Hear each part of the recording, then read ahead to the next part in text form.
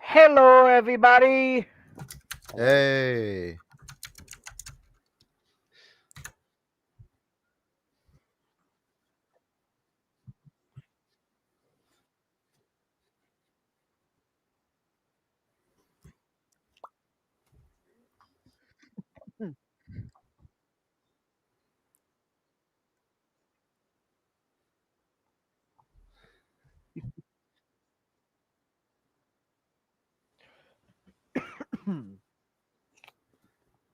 Steno.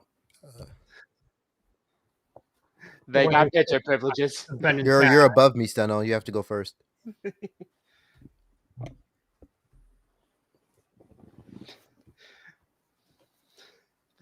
Steno?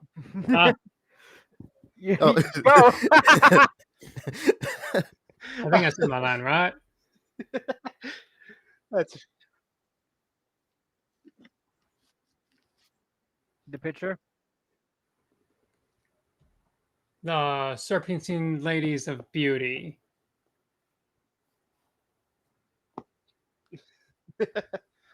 Yeah. it works. Hey there, everyone. Dave Middles here. I got testosterone poisoning from the last fake cast I was in, so I'm deciding to compensate for being part of this one. Nice. you were getting the opposite of testosterone poisoning. Ouch.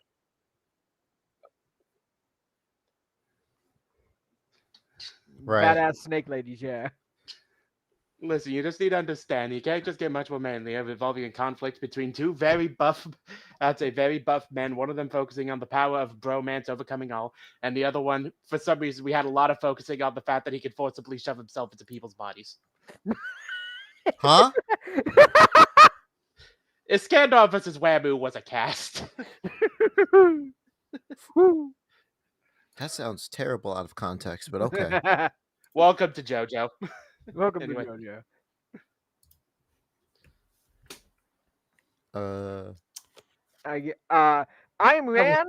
I am the mold that is spreading into every single one of these casts. Apparently, I have been in almost every single cast this month. I am literally the mold in your walls and the termites in your floor. We keep him around Not the until we mold. have proof of the foundational damage. Then we can keep him around. True. I got ants in my walls. I'm slowly destroying the foundation. And I'm Moluk. I've been here before. I was actually on the cast earlier this week, and I was also in the cast with Rand. Ha ha ha. Mm-hmm. Yeah, he beat my ass. And now I'm here representing Boa. Mm-hmm. And what?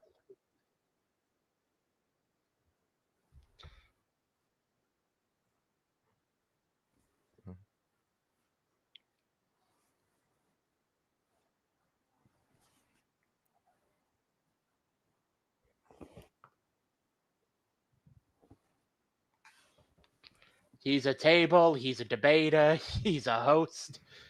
So many things on your Wait, so who's debating and who's Moloch and Table. okay? Yeah. Okay, so it's me and Riddles voting. Got it. I think Steno was going to vote too, right? Or was I mistaken? Yeah, part of the jury. The impartial person that's just here. That's just here, but they just here to tell the debaters when they're wrong or not. When they're wrong or not. Bet. Hey, man.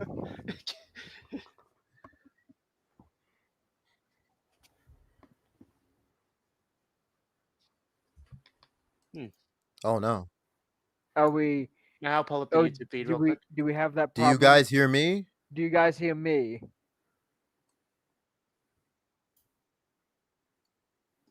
Hello? Okay, yeah, my mic was off. Oh, your mic was off. Yeah, oh no. specifically my microphone was off. Oh no. All right, reintroduce yourself. Reintroduce Okay. yourself.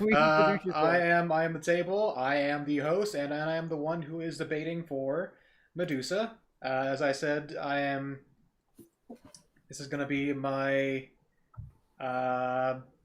third time being on a Fate cast.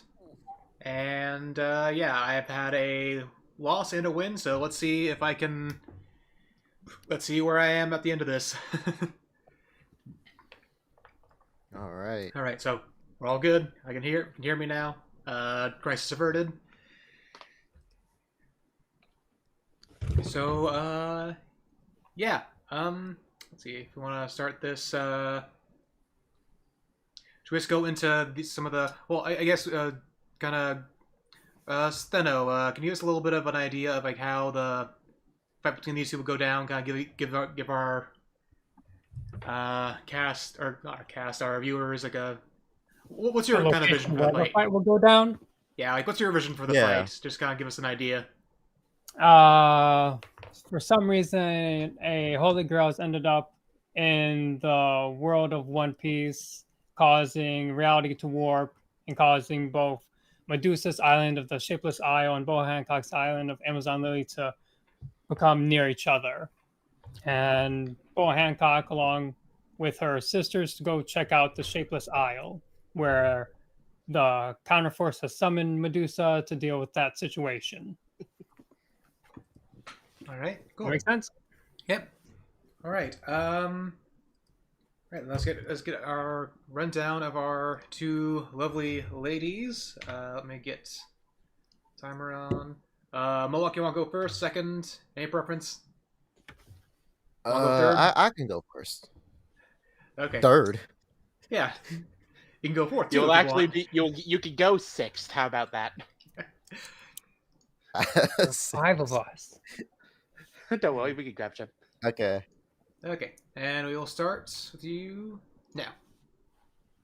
All right. Well, in the world of One Piece, everyone knows that the Empress of the Kuja Pirates is one of the most beautiful people in the world, and Boa Hancock is no exception. Her beauty is stated to rival amongst even some of the greatest and most beautiful people currently alive and in history, which is important for later. Boa also has the ability to eat the devil fruit that allows her to petrify people if they are attracted to her. She is not only that, but she is a master of hockey combat. She is one of the strongest people in the world, being one of the 7 warlords. And even though, we know how fate can get, I am confident in my girl Boa, due to her hacks and her skill, that she will find a way to get the dove in this debate. And she will be the snake on top.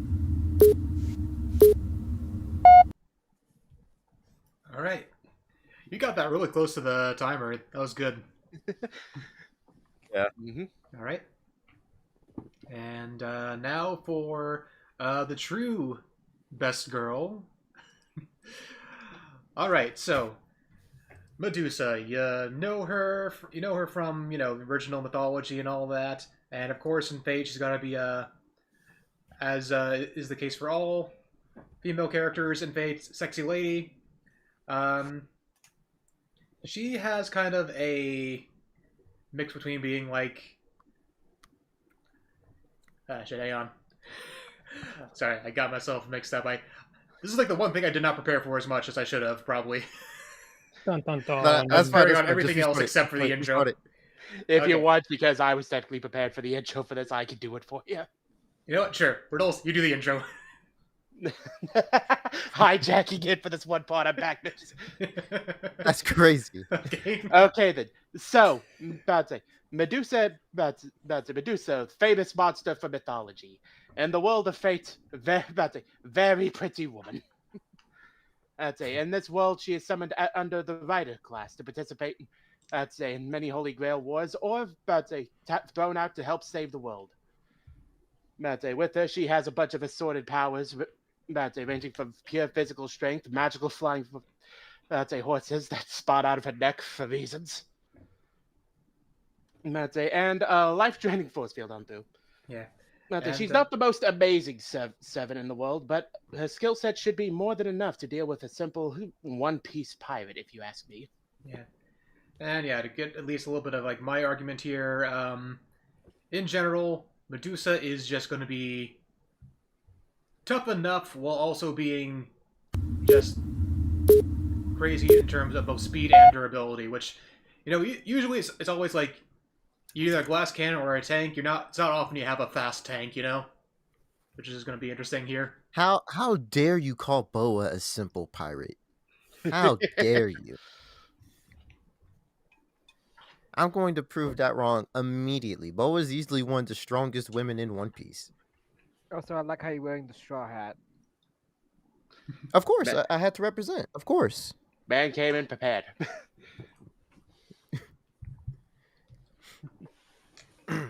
Okay then. So, sorry if you can't hear. I have my lunch arrived literally right as this came started. Damn. Well, I mean, I think So, that's okay. Moluk. Yeah, Moluk, you want to get started first, since you volunteered. Oh, sure.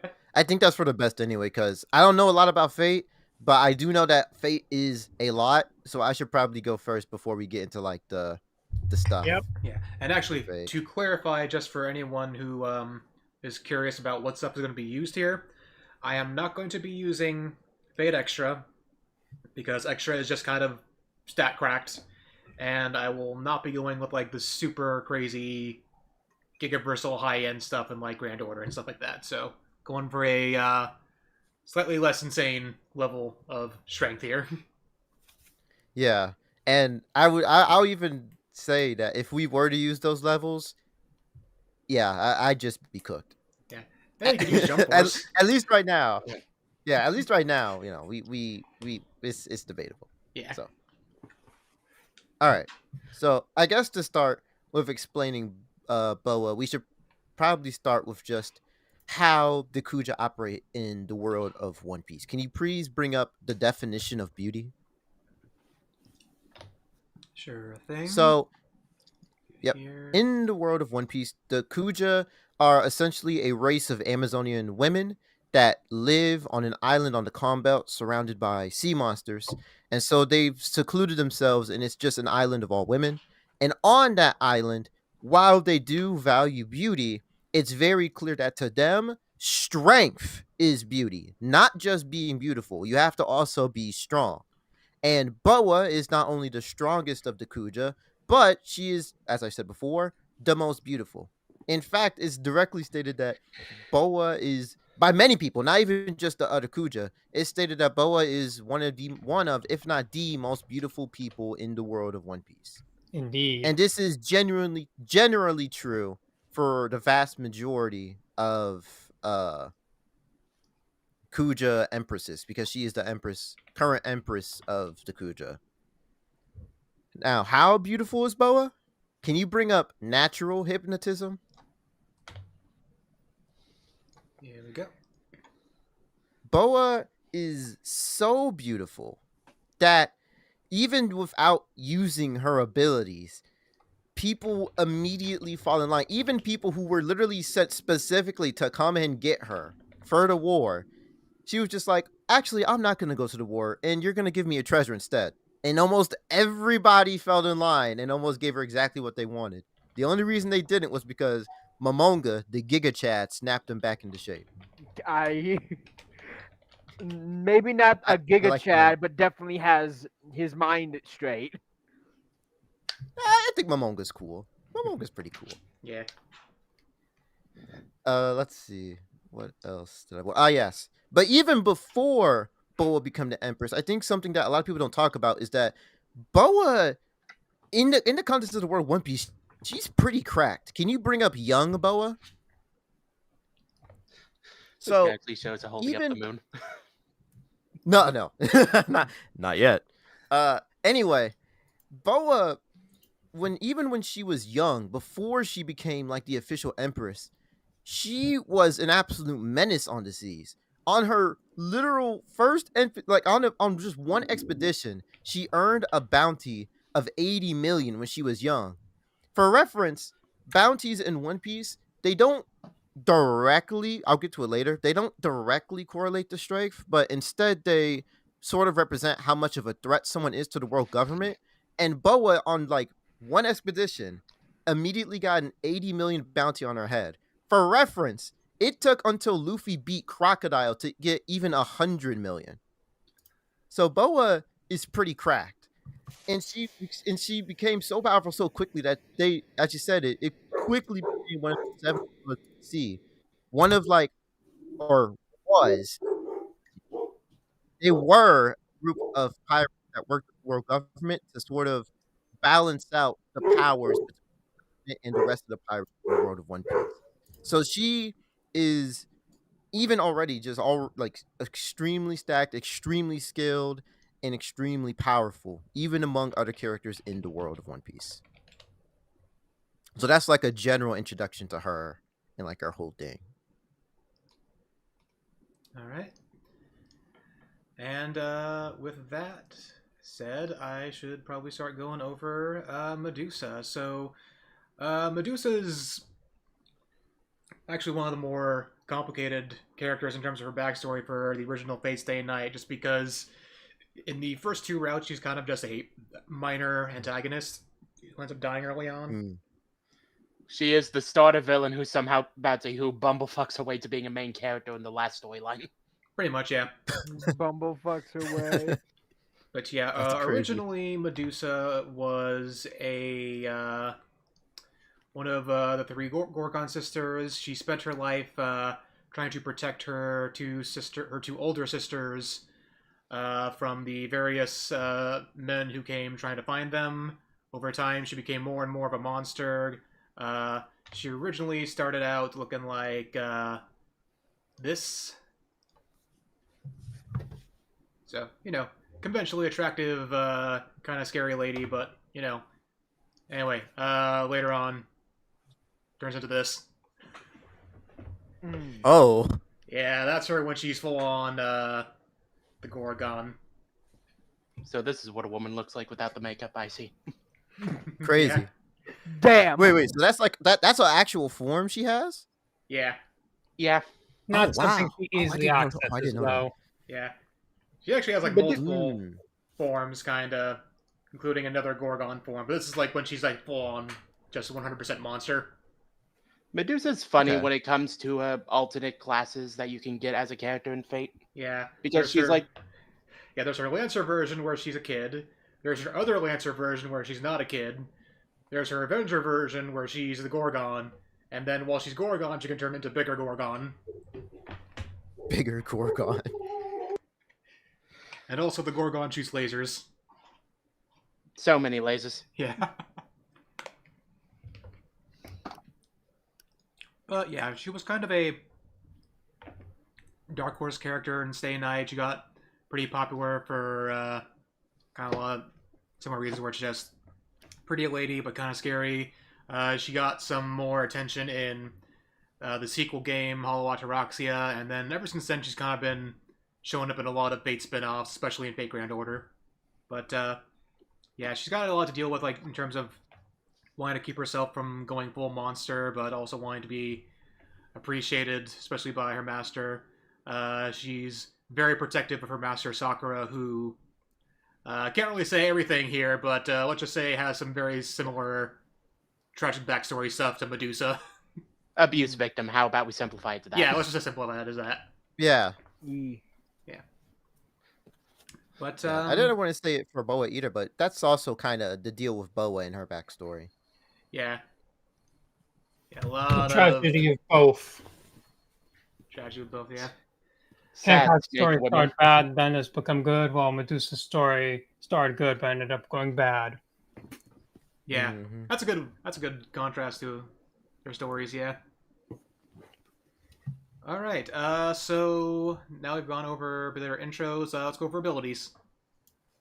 Right. I think it's time to go for like the most obvious thing people know about Boa, what people know her for. Can you bring up the love fruit? Mm-hmm. This is like everyone who has gotten to like halfway through One Piece, they know about this. Boa ate the love fruit, and what this fruit does is, as I mentioned back in my 60 seconds, it allows her to basically turn anyone who is attracted to her into stone. Now, there are some interesting developments that we learn about this fruit later on, but essentially the very, very basic of this power is she shoots a beam out, boom, you're turned to stone. And interestingly, when you get turned to stone by this ability, not only is it like permanent until she turns you back, but even if you kill her, you'll still be stone. That's the scariest part about Boa, is that once you get turned to stone, there really isn't it, like, even among the other strong characters in One Piece, there's not really a whole lot you can do to turn yourself back unless you get Hancock herself to do it. And now you might think, okay, well, it's just the beam, right? We'll just avoid the beam. Well, Boa also has other ways of utilizing this ability to turn people to stone. Can you please pull up Shot Through the Heart? Shot through the heart. And you're to blame. Darling, you give love. Bad name. A bad We are name. gonna And watch get. out, somehow this is what gets us copyright. Yeah, I was strike. about to say Oh, we God. about to get copyright claimed. So as you can see, Boa has other projectile attacks that she can turn people to stone with from a distance. She has the slave arrow, which basically allows her to shoot a whole, what's it called? Don Maku, right? That's what they're called. The Don Maku, so. like just a shit ton of arrows, basically. A shit ton of arrows all in one direction that can instantly turn people to stone. And if she doesn't want to make arrow, she can also do the little pistol kiss. Now, you'll notice something very interesting here, because this is something a lot of people know, is that Luffy was not affected by Boa. And that's because, well, Luffy's just different, right? Luffy, he's not really, how do I even describe Luffy? He's Luffy. He's Luffy. Yeah, Luffy's just Luffy. We're not going to worry about that. But you'll notice that when she does the pistol kiss, it still harms Luffy. Now, this is important for two reasons. One, it means that when Boa does a double fruit ability, they don't just turn people to stone, they do actual damage, even to people that aren't attracted to her. And two, one basic thing everyone knows about Luffy is that bullets don't work on him because he's made of rubber and they should bounce off. Boa's pistol kiss did not bounce off of Luffy. They harmed him. They went right through his body. Meaning that Boa has genuine attacks that not only affect people that aren't attracted to her, but even affect bodies that shouldn't be harmed by the attacks and should like be normally unharmed. And this is something a lot of people don't really notice about Boa's abilities, but like her devil fruit bypasses a lot of different stuff in the world of One Piece, and it's really, really scary. And even worse is that it's not just with these projectile attacks. Can you please bring up Kicks of Love? Oh shit! Hang on a second. Oh no, go ahead. I'll No, just keep I talking. accidentally Oh. mess with the stream a little bit, but it's okay. He accidentally deleted all the images that you said mysteriously. More camera stuff. Yeah. So as you can see here, even without beams or ranged attacks, Boa, just by hitting people with her attacks, are still able to turn them into stone. And even scarier, if you were to zoom into the image, it's not just people, but inanimate objects as well. This is something you see a lot. This is something that they definitely made clear in the anime, but I didn't feel like going in and getting the gifts from the anime, even though I could have. But yeah, if you really focus in and really look, she's turning swords to stone, she's turning clothes to stone, she's turning like different weapons to stone.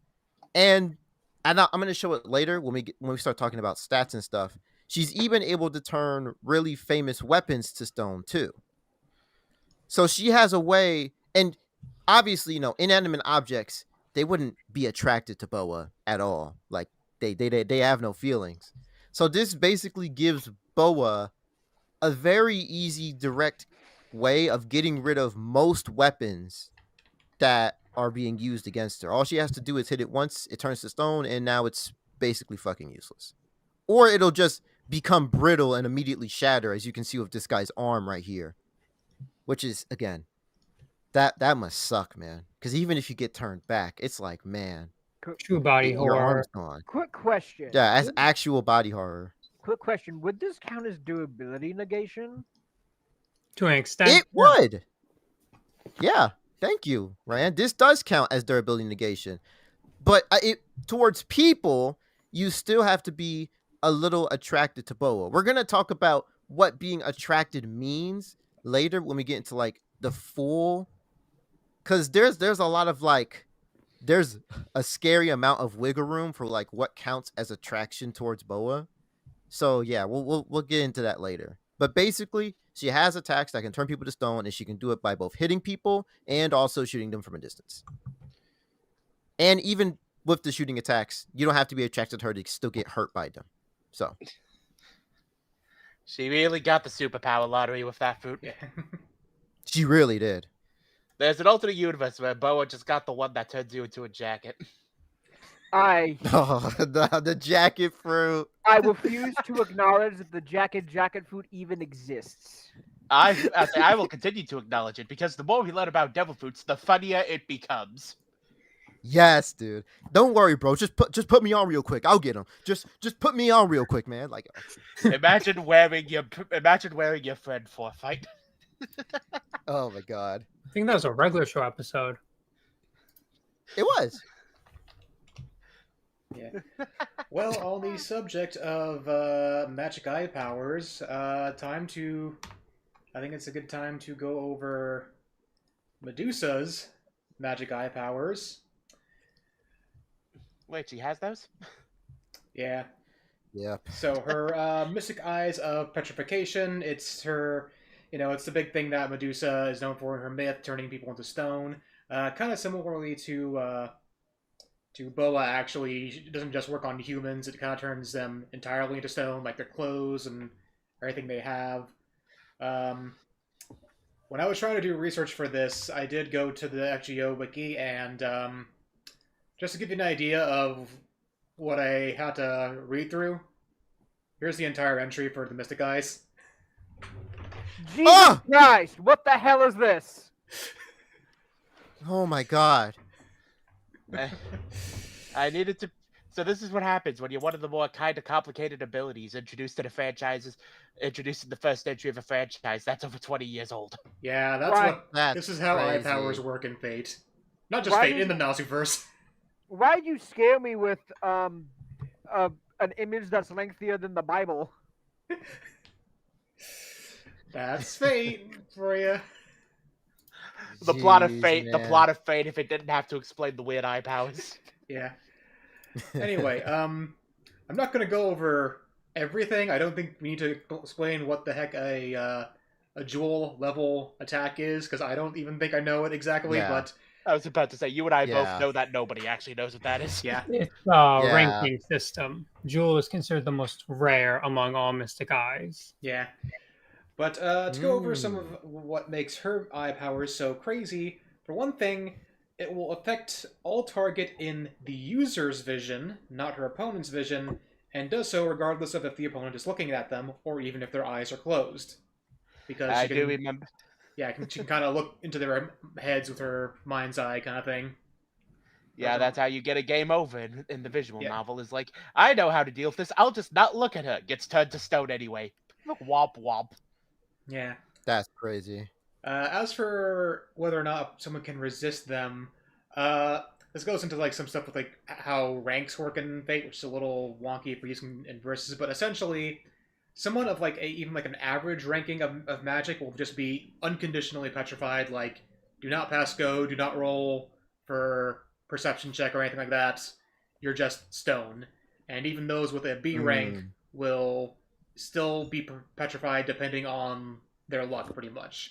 Just as an example, Emiya, another servant who is generally pretty, well, not like super strong, he's generally like pretty resilient. He found himself frozen in place by her gaze, despite also being prepared for her and knowing what her abilities are. And A-rank characters with A-rank magic won't be petrified, but they will have all their stats reduced and feel heavy pressure, like if gravity is kind of working against them. And just keep in mind that A-rank magic is like, you're like, just got all the fucking magic, basically. For an easy Okay. point of reference for this one is that the one character she fights that has that resistance, she basically uses the eyes to stun them momentarily so she can sneak in for a quick attack. Okay. So I guess I have to now ask, even though this might be opening a unfortunate can of worms about Fate, how exactly, like, what is magic in Fate? Mystery. That's a loaded. You're What? asking a How loaded is that a question. mystery? No, here's the thing. Those are synonyms, for it. Yeah. Oh my god. One way to kind of look at it is that essentially the more mystery that something has, the more mystical it is. So, Okay. as an example, Medusa, in Fate, a lot of characters who are from ancient Greece are just in general like considered to be super mystical because they're so old and ancient and they know the old Ancient ways, god. basically. Hmm. Yeah. Okay. It does not help that that it's a series that'll also say that it's like rankings is technically more important than raw stats. Like at one point, it's like a Oh character can. no. It's like a character can only be affected by A rank stuff. Another character brings up, it's like, I mean, technically, I can hit them with a B ranked thing that can blow up the planet, and that wouldn't Yeah. affect them still because it needs to be an A rank. What? Oh my. Oh no. Like It's when- video game logic. Oh no. Yeah, it is. No, it's a D&D logic. Like, unironically, Oh, God. Fate was originally inspired by D&D. You about to, Okay. yeah, yeah. Nope. It's admittedly that part might have been a speculatory thing, but there is just like Fate's a series that enjoys its mechanics interacting with each other. Yeah. Okay. And also, it's a series that really likes to just kind of lie about shit sometimes. Or just go back on things. If Fate ever makes a hard-coded rule, it will inevitably break it Yeah. to make a character that much cooler. Yeah, if you want to know how, like, this stuff works, back in Stay Night, they had a rule that servants could not go faster than light. This is a rule that has been broken many times, and then in Fate Grand Order, they decided to go, oh yeah, we remember this rule, this is totally still a thing. Well, then in Grand Order, they just more stuff. It's like, I mean, you can go faster than light, but that will just kill you in the long run. Unless you're divine crazy. enough. Yeah. Except sometimes they'll just forget that. It's the Or- same issue with a lot of series where they just don't realize how fast something can be. Or sometimes what happens when you have a bunch of different writers on a project. Yeah. Okay. Yeah, I feel like we're going on this pedantic Yeah. rather than Anyway, too I much want to more. just quickly go over a couple for other abilities. Just because they'll be 30 minutes, we'll just get them out. One of them is Blood Fort Andromeda. It is a series of magical circles wow. that can drain the opponent's life force. Its base form is just kind of a general like strength and power sapping kind of ability. However, its full powered form. Let me see if I have the image here. It's named after Perseus's wife. Yeah, Which is just weird to think about. I'll just pull up the link here. But yeah, the full powered version of it can just kind of melt people into magic for her to consume. Yeah. It is a very dangerous attack when it's fully set up, and even the weaker version is just kind of a case where she can just, debuff and strengthen herself off of her opponent. And then her... Let's see. There's one ability, Breaker Gorgon, that she can sometimes use. She mostly uses it on herself, but it's something where she can kind of do some temporary mind control. And it's weird that you would think it's the biggest thing, but it's often not. But her main noble phantasm is Pegasus. Let's get the thing here. There's gonna be a lot of images where it's just a lot of text, but basically, technically the whole phantasm is the reins of it. But yeah, it's just I pull out my magic reins and then Pegasus comes out here. I want it to be known that originally, if you remember the mythology, Pegasus was born from Medusa specifically after getting decapitated. So for her to summon Pegasus in Fate, she slits her throat open to get the horse out. Oh. She uses her blood to summon Pegasus. Yeah. I actually do have a GIF here. Let's see if that'll work here. Yeah. Yeah, you're gonna have to wait a bit. Oh, what the heck? It loaded so fast. Let's see. But yeah, basically it turns her into a magic bolt of light where she just starts moving real fast and just exploding on impact with her opponent. Yeah. I want it to be known. I think this is the most visually impressive this ability ever gets. Yeah, and it's in the comedy spinoff. It's in the comedy Alright. spinoff. Yeah. Yeah. Listen, I need you Well, to those are understand. awesome. Fate half the Okay. time is just a shitpost series. Yeah. But yeah, it's just kind of a general idea of how Pegasus works. However, there is one additional thing that I found out about, and this is probably going to be a thing that no one's going to believe, but I just think it's a very funny argument here. So as we can see in this thing here, thanks to Pegasus' divine protection, the armor class is also increased by 100. Now you might be asking yourself, what the hell is armor class? Well, you see, in D&D, armor class is just the thing where how hard it is to hurt you. Now, as I said earlier, D&D, or Fate was heavily inspired by D&D. So I was curious about, like, okay, so how high is armor class usually going to be able to get in D&D? The answer is that the highest you could usually get to is like 38. Okay. And the main argument here is there's that one guy, Vecna, you know, that really strong guy in D&D who's like super giga outer versal. His armor class is 18. Huh? You I mean, can't he's a- scale to D&D characters.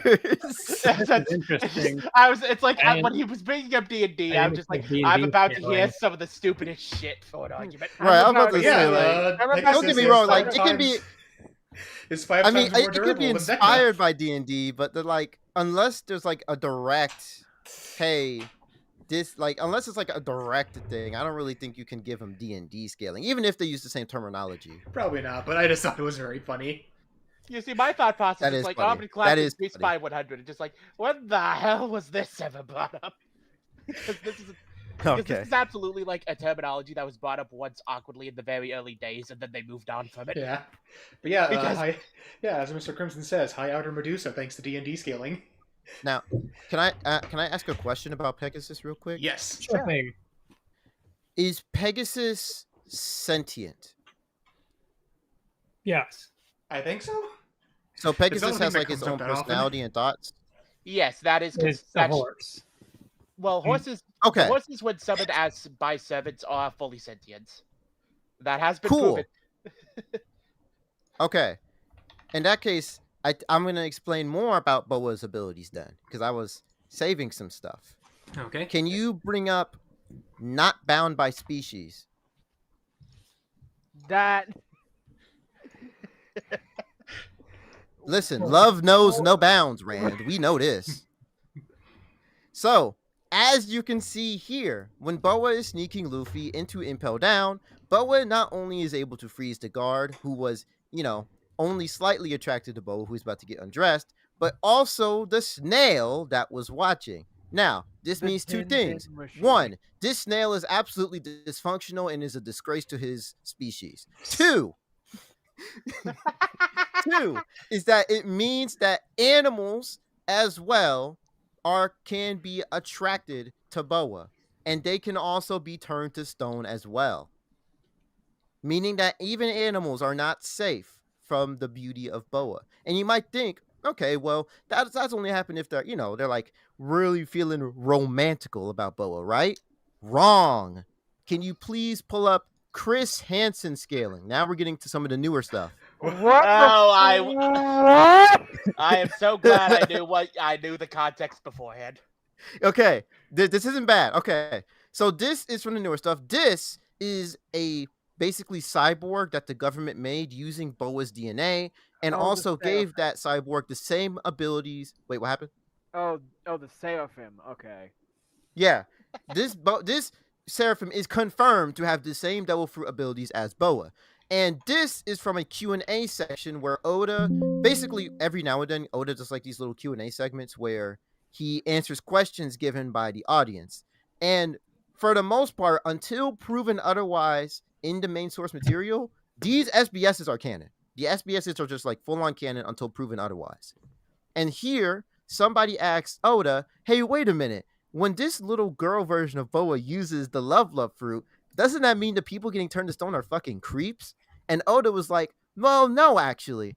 It's not that they have to be attracted to Boa. It's that they have to feel that the user is at least cute or pretty.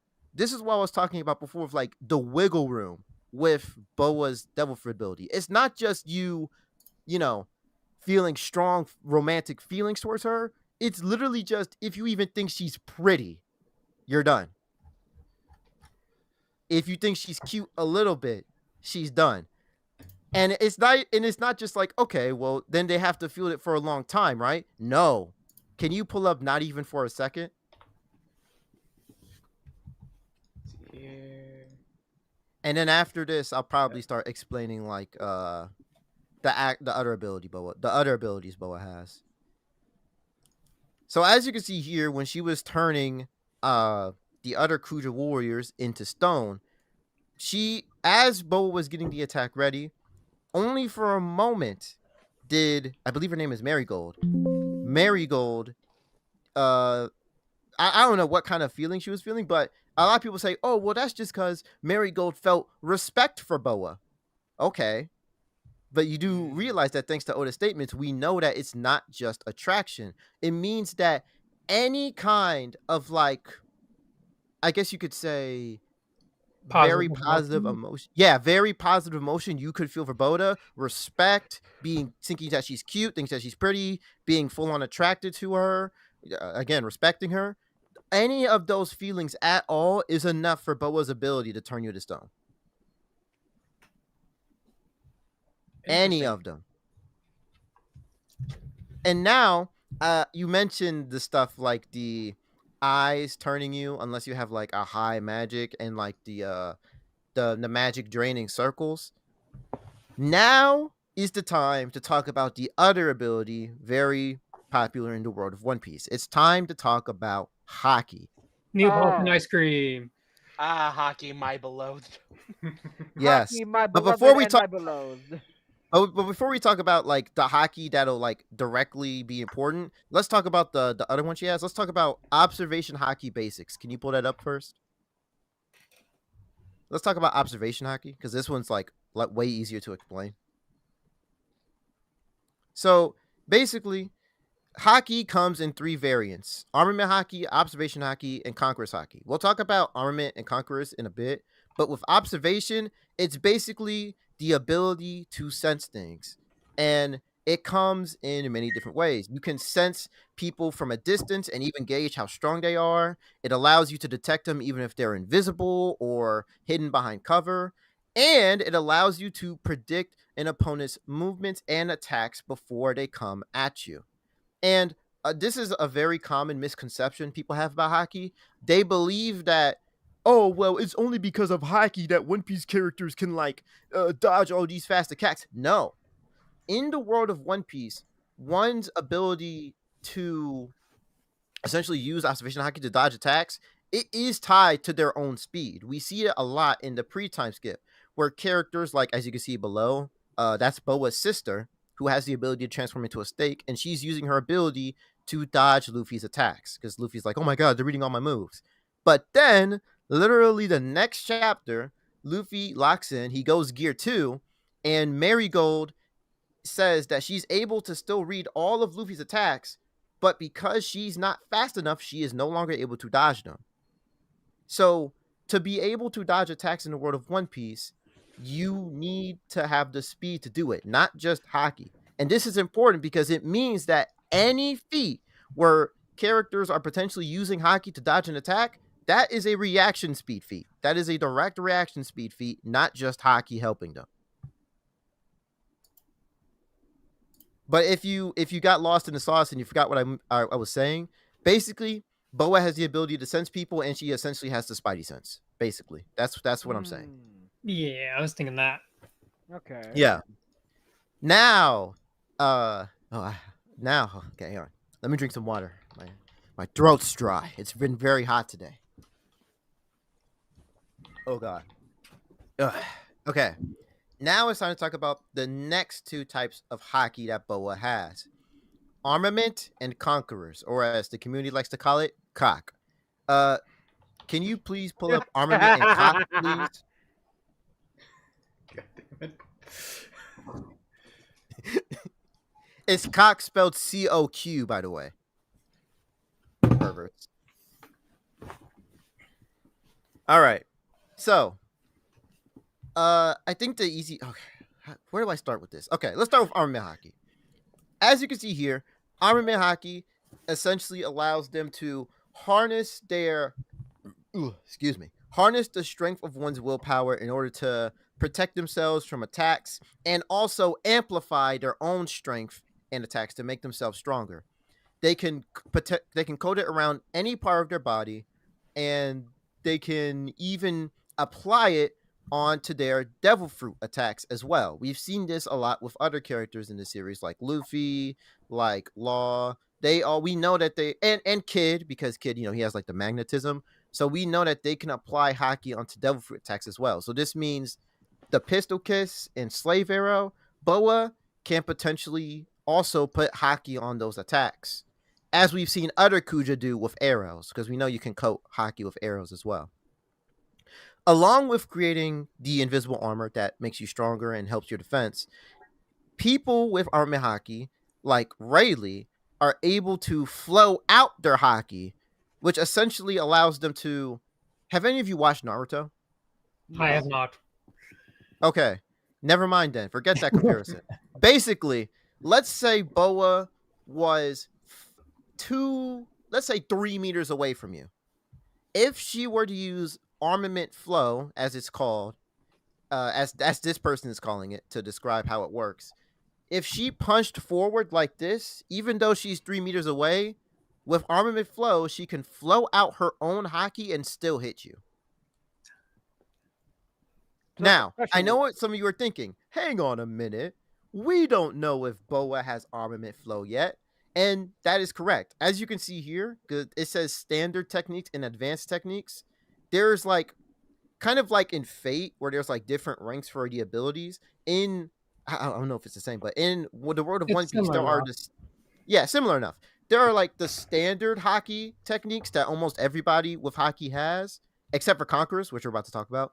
And then there's the advanced variants. So, for example, I didn't bring it up with observation hockey, but an advanced form of observation hockey is being able to straight up see the future. And this is not like a guess or a prediction either. It's just like, no, it's straight up the future. They just straight up see the future. And they have the ability to change it. I didn't bring it up for Boa because, unfortunately, there's not enough evidence to suggest that she would have that. However, the reason I'm bringing up armament flow, and I'm going to talk about Conquerors in a minute, is because I do genuinely believe there is an argument to say that Boa should have these abilities, especially since she is a much more experienced pirate than, say, Luffy, who didn't know it and only had 2 years of training. Boa has been training with the Kuja warriors who know about hockey for years, for like a decade plus. Also, a quick question. Yes. I could be wrong here. Aren't all of the Kuja born naturally know a little bit about how hockey works? Yes, they are naturally proficient. Yeah, they're naturally proficient. Not naturally born, but yes, they basically train themselves to already know hockey. So almost every single Kuja warrior on that island has hockey. Just like innately, because they're all that good at it. Now I'm going to explain why armament is important later, but now I have to explain Conquerors. Ugh. Okay. Basically, in the world of One Piece, Conquerors is the third rare form of hockey that only people who have, I guess you could say, they call it the quality of a king. They say that only 1 in a million people are born with this ability. And it essentially allows them to emit their own willpower in a giant radius to knock out people around them. And it can also be used to intimidate wild animals and other living creatures. The advanced variant is also what matters, because you can take your own Conqueror's hockey and amplify your armament hockey to further increase your attacks. And it also tells, like, we know that someone is using Conqueror's coding, because they have like very thick black lightning streaks whenever they're doing their attacks. And it amplifies their attacks by a significant amount. How significant? Well, if you read One Piece, you'll know that when Luffy first fought Kaido, like first both rounds, he was barely able to hang in there. Even when he went back and trained in Udon Prison Mines and then came back, Luffy was still only barely able to keep up with Kaido. But then, when Luffy figured out, wait a minute, you can put Conqueror's Haki on your armament? At that point, Luffy was not only able, with that just that one buff, being able to use Conqueror's Haki with his attacks, he went from barely being able to keep up with Kaido, even in Gear 4, to being able to keep up with Kaido in base and knock him around with normal ass punches.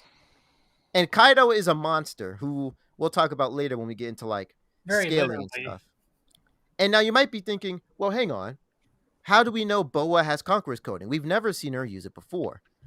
As I mentioned, Boa is a lot more experienced, and even when she was first introduced to the story, she was more powerful and more experienced than Luffy. So she would know a lot more about Haki than he does. Also, and I checked, as of right now, of all of the confirmed Conqueror's Haki users, literally more than half of them know how to cope with Conquerors. I checked. So it's the odds are honestly in Boa's favor for her to know how to use this technique. When it comes to her showing using armament haki or such, I do think she does use it. It's just Oda doesn't actually show it on her, so she keeps her beauty. Yeah, and it's also because a lot of Boa's showcasings are in the pre-time skip when Oda wasn't showing Haki. So Yeah, that's also part of it.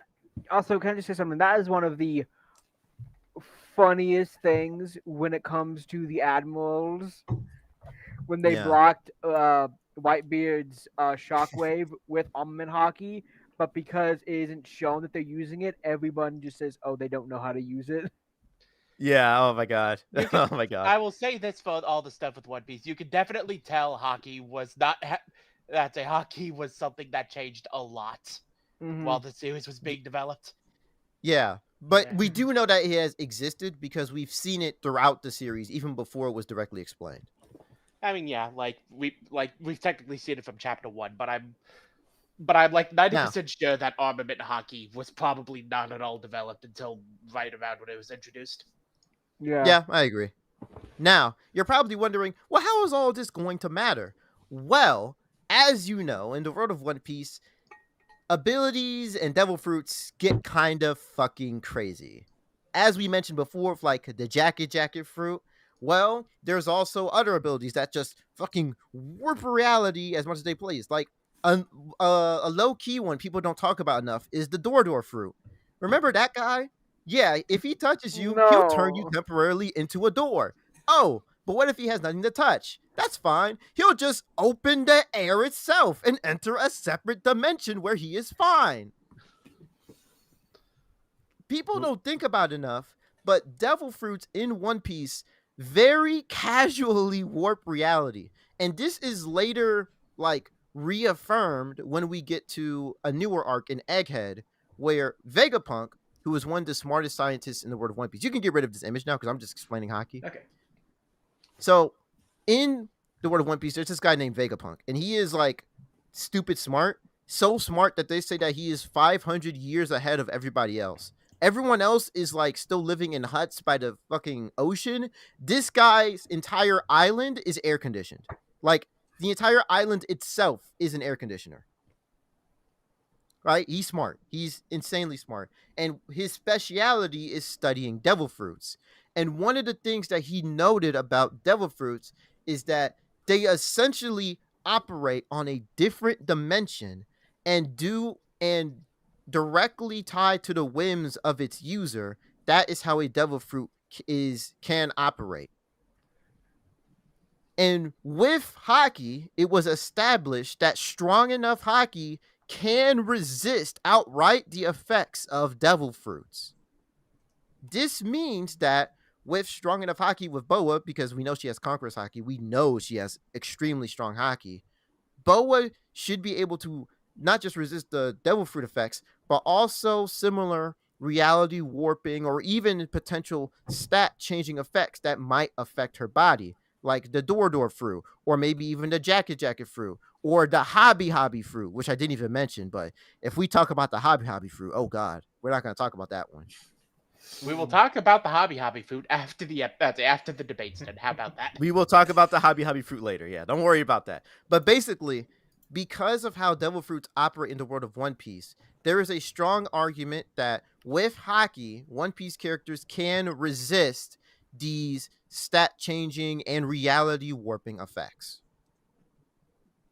And that's why hockey matters in this debate. Oh yeah, hockey totally matters. All right, that was a lot of stuff to go. I know, that was a lot. I'm glad that I started reading One Piece recently, so I can understand all this. I don't have to pull out the JFK, like your funny words, Magic Man meme. Anyway, Now, Steno, is there anything I said that you disagree with? Pistol Kiss hitting through Luffy, but this is only going for anime-wise, and anime-wise, it makes it clear that the Pistol Kiss hit Luffy, it hurt him, like if he got a brick thrown at him, if he was a human, but then bounced off. Oh, it did bounce off? In the anime? In anime, I don't know about manga if they kept that. The anime changes a few small details. It's the anime I know has some points where it accidentally just contradicts latest stuff. So interesting. Yeah, I think it's like at one point I remember that it's a big deal with one of Zoro's early major fights that he can't cut through steel. Meanwhile, in a filler arc in the One Piece anime, casually cuts through steel. Yeah, And Oda later basically was like, apparently Zoro was just using Conqueror's coding there for some reason. Like, what the hell? Oh, wait. Okay. There's one more thing I want to mention because I think it's funny. It's not an ability or anything. You mentioned Pegasus, but Boa has a pet as well, or something that she can use. The weird snake thing. Yes. Can you please bring up the very cute pet? The very cute pet. So this guy, she is Salome, and Salome is basically a very giant boa anaconda snake thing that always follows around Boa.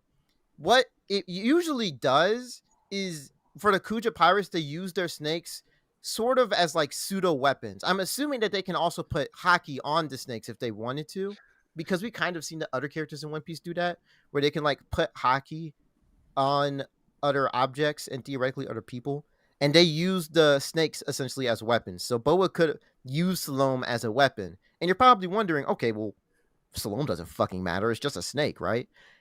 Wrong. So you see that ship below? That's Boa's ship. Mm-hmm. That is the ship of the Kuja pirates, and those are the two giant snakes. Now, have you ever wondered how the Kuja pirates can sail on the calm belt even though it's full of sea monsters? It's because of those two guys. Because their venom is so poisonous that even other sea kings, which, mind you, sea kings are confirmed to be at least around 100 meters long on average, they're scared to fight those snakes because of their venom. And Salome is one of those snakes.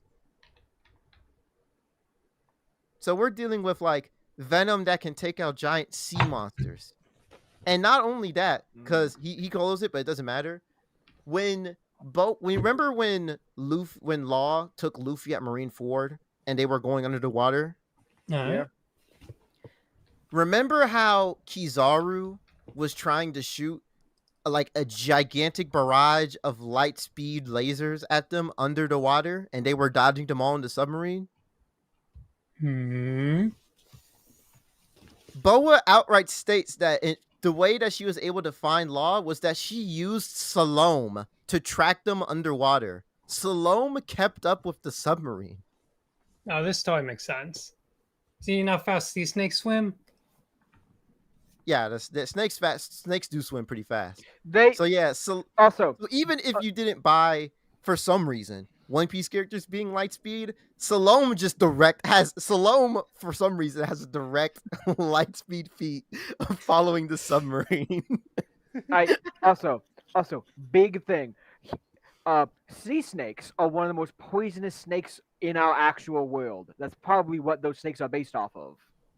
True. Like they are Interesting. very, very dangerous. Like dead within minutes. And it also means that if this fight were to somehow get to the water, Salome can swim and save Boa. All right. Okay, and funny I enough, like that the gave animal me. comparison, especially showing how good Salome is, because in comparison, it's also good with Pegasus, because Pegasus is compared to dragons in Fate. And dragons in Fate are the best ones are mountain sized. The hell? True. Yeah, I read. I saw the scans. So, something that I didn't think I'd bring up, but I can just go over the poison thing. So, I'm not going to show her on screen because I don't want us to get nuked from the face of the earth, but Shuten Doji, a fellow servant, Right. has a poisonous sake that she uses as her noble phantasm, which is so potent that it can just completely melt down a body, even of like really strong like people. So yeah, in terms of poison, servants have dealt with poison of pretty potent levels before.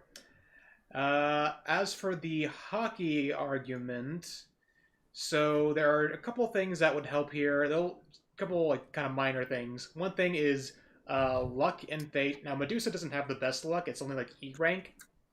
However, luck and fate is still just essentially passive reality warping to create more positive effects for you. So even at a fairly low rank, it should still be kind of helping her out in terms of just giving her more positive results of things that could potentially go bad for her. And Okay. Okay. one other thing that I think will be quite helpful here with doing with the hockey is divinity.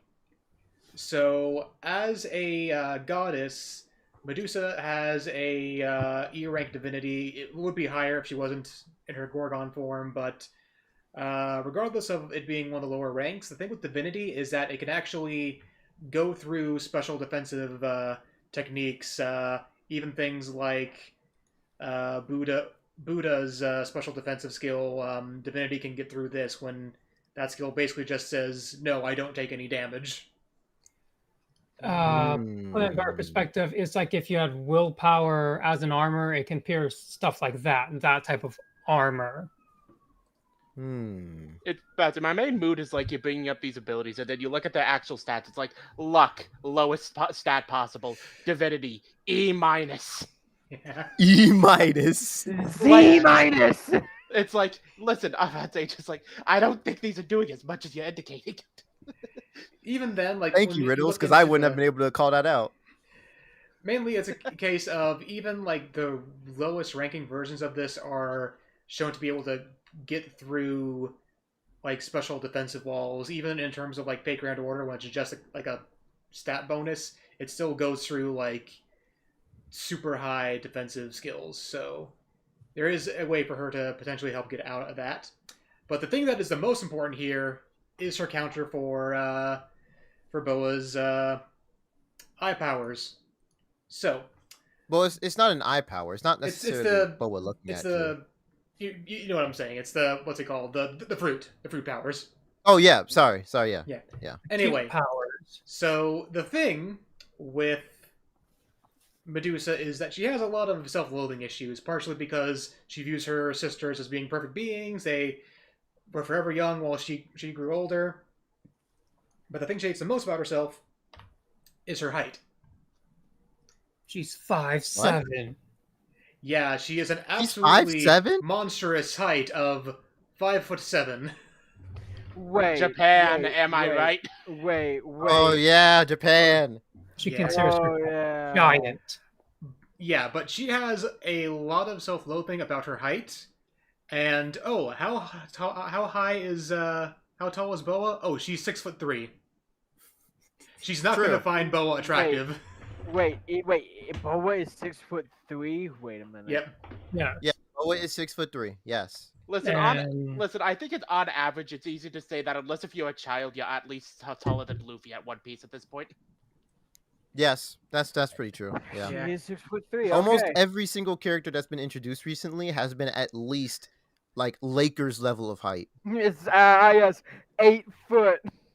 Greatest basketball I player. can't about to say, I can't wait until the thing that they put on for when Luffy becomes the Pirate King is that he's the Pirate Short King. Let's go. Yeah. But yeah, I will say though, that's actually a pretty interesting argument for her not liking Boa being tall. Yep. That's actually really interesting. Yeah, it's honestly the funniest. Like counter is just like, ew, you're too tall. You're taller than me, and I hate myself for being so Oh. disgustingly tall. I'm 5'7". Aw, It is that's actually really sad. it is Yeah. such an interesting mood with how this type of thing, because it is like the most interpretive thing that you can get for like how to deal with the win con. What if this character just doesn't find you attractive? Well, to be fair, like- I already I- said it's not really a matter of attractiveness. It can also be other positive emotions like respect. She wouldn't respect Hancock. The reason for this is Medea, another person who's similar to Hancock, she finds disturbing. You say that, but then that's also been confirmed that there is a story about where Medea seduces Medusa. Yes, let's go.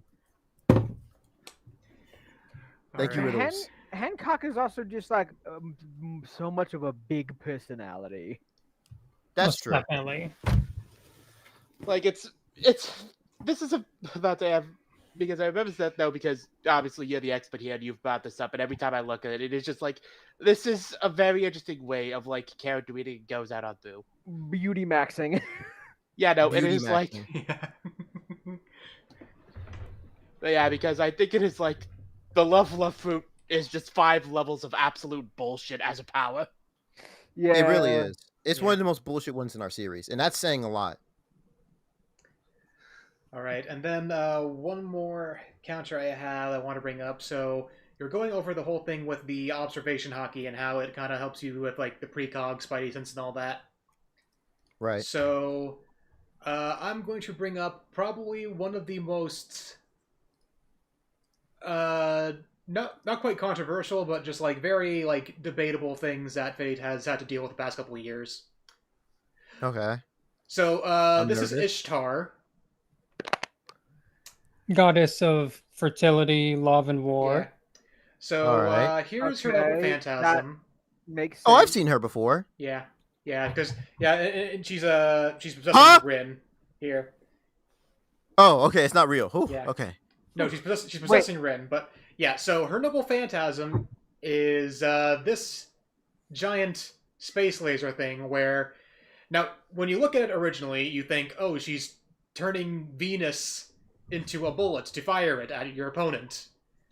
And the thing with this is that it's kind of complicated because they say that no, she's firing the concept of Venus as a weapon. Whatever Huh? that means. Yeah, What the hell does that mean? I know, I right? mean, Exactly. I'm just thinking, what does this have to do with Medusa?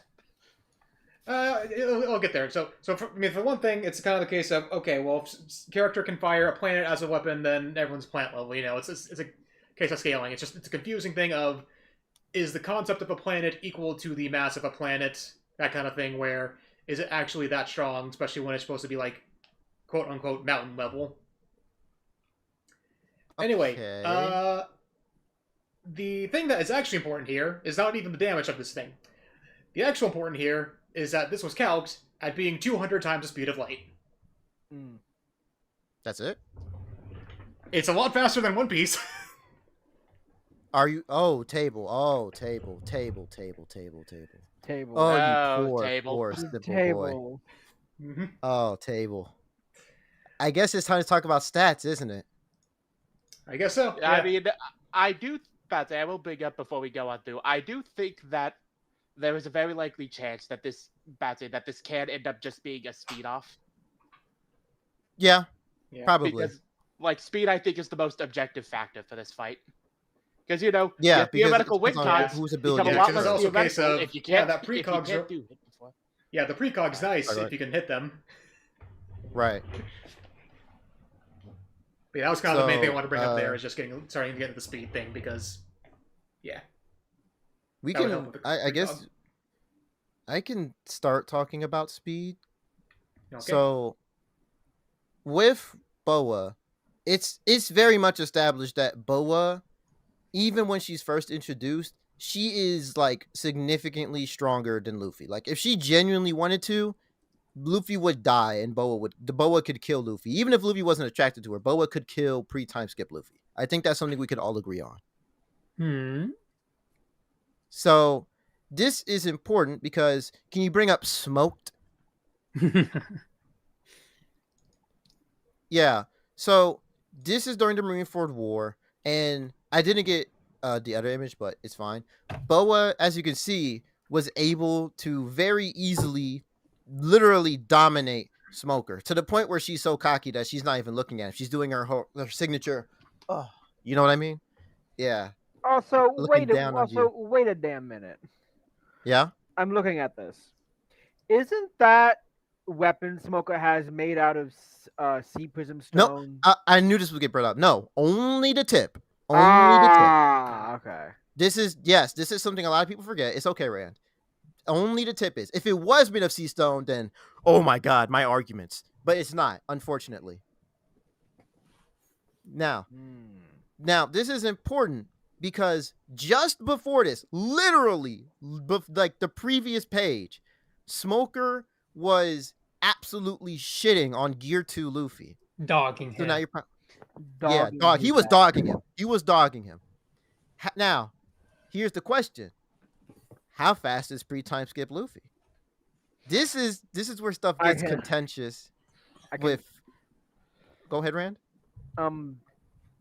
Actually, I'll let you continue because I've also been doing One Piece stuff for other things. So yeah, go ahead. I did not pull up images for this, but when I say that One Piece, especially the Straw Hats, have so many consistent light speed feats in their pre-time skip, like it is not even funny.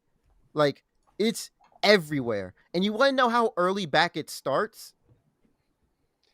Chapter 3. No, I wish. No. It starts as far back as Sky fucking Pia, before Luffy even gets Gear 2. And you're probably wondering, how does it start there? Well, there's two ways. First, in the actual arc itself, in the official translation, when Enel uses his thunder powers in front of Nami, Nami directly states that Enel expanded the air at the speed of light. This is a very direct statement, and Nami, as we know, is like one of the most experienced weather people in the world. So if she's saying that, probably means the air expanded at the speed of light. Now, if it was just that, it would be like, okay, well, that doesn't really matter. That could just be like him doing a specific thing. Well, remember those SBSs? Uh-huh. There was one SBS where a viewer I wish I got the image. I do have it. I could send it, but I don't want to waste time. There was one person who actually asked Oda directly, like later, way after Skypiea ended. He was like, "Hey, Oda, what should I do if I fight Enel?" Literal first sentence Oda says, "First, duck at the speed of light."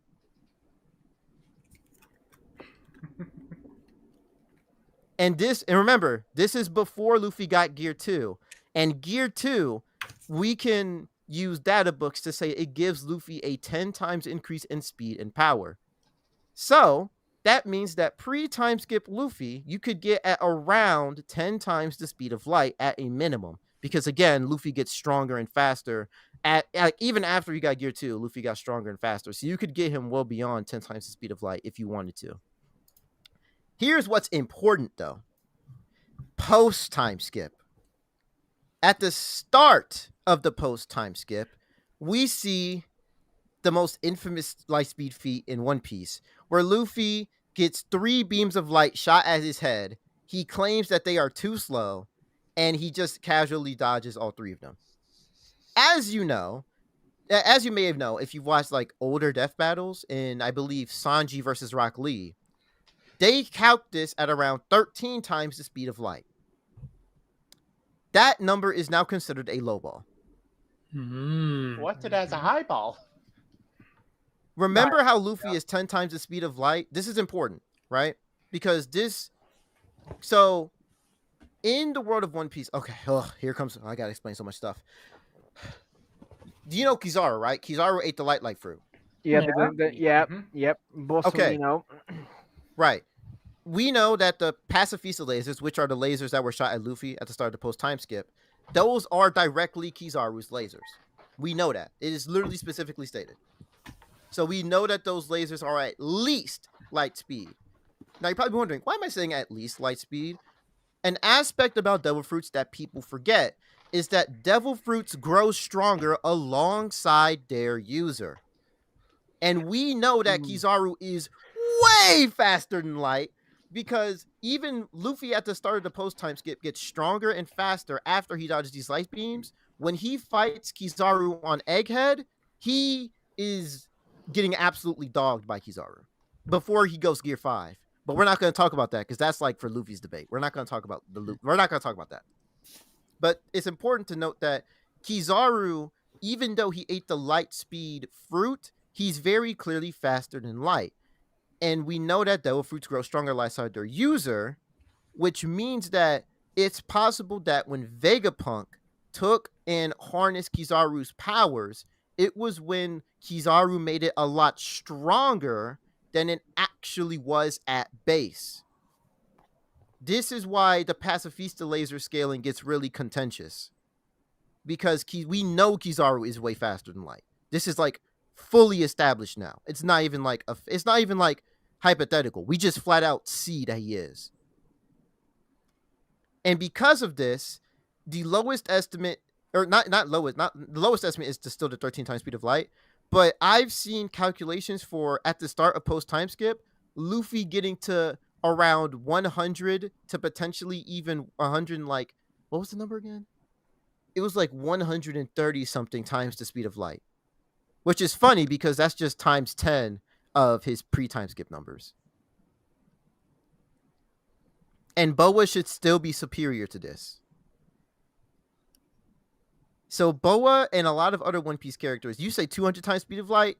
Man, I could get Boa to 2,000 times the speed of light if I really felt like it. And it would be 100% consistent.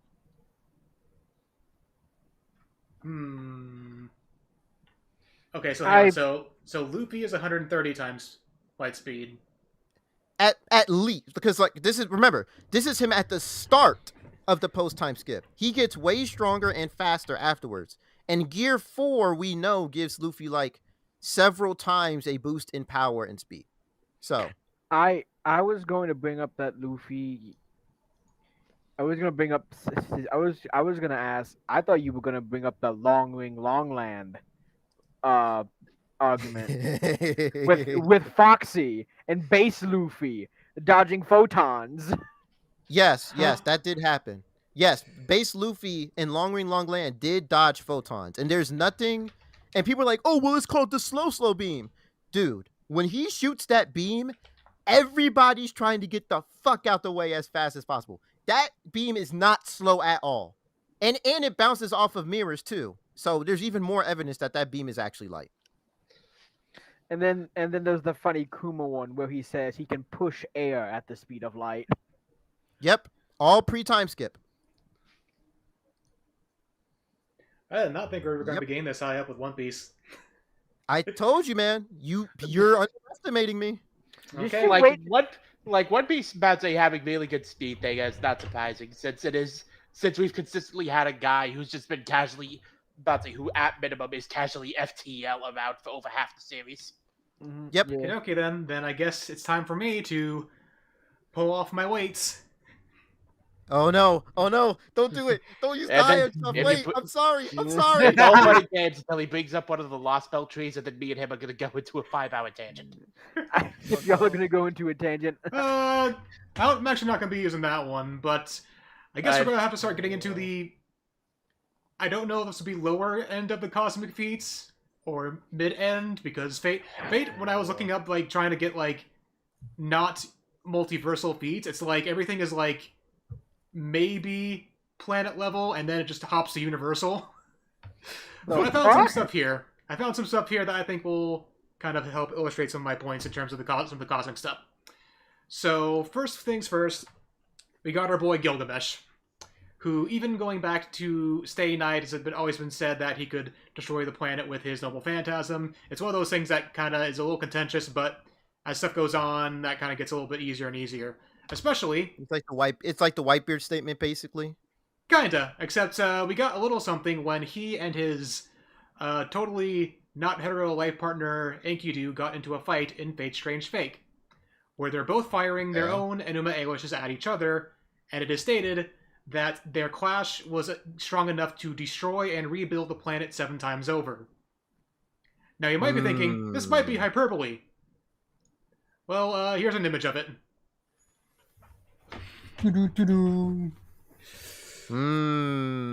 So I gotta ask how this thing goes on through. How does Medusa scale? It's mostly just a case of the fact that we know that servants can just... It's a general case of a lot of servants just kind of have to scale somewhat in the realm to each other to not just, like, be turned into mist by being near each other. Well, this is also like Gilgamesh and Enkidu using their ultimate attacks. Yeah, this is like, isn't this like, that's them going like all out? Yes, this is True, very... but I guess this is kind of just to start going into justifying some of the cosmic stuff that I'm about to get into. Because there's a lot of things in Fate where it's like, oh, do they actually get above planet level or not? But this is kind of like a baseline thing of like, yes, we can get Fate into like the realm of getting into the planet level stuff and all that jazz. And we also just have to acknowledge the fact that even with Gilgamesh being stronger, he still died to Shiro, who is just a guy. Technically, I did hear about that. He did get his arm cut off by Shiro, who was just a guy. Well, yeah, but he was using the powers of... Yes, but he was using by replicating the powers of Archer, who was not just a guy. He was still also one of the weakest servants in that war. I think he was the weakest servant in that war. Fable, I was just really hoping you just told me to shut up, considering No. I would not blame you. I'm just like, okay, listen, you smarmy son of a bitch. Okay. Sorry. Yeah, no. I'm just doing a joke thing on with Okay. No, sometimes I take things too... Sometimes I don't read the joke. That's on me.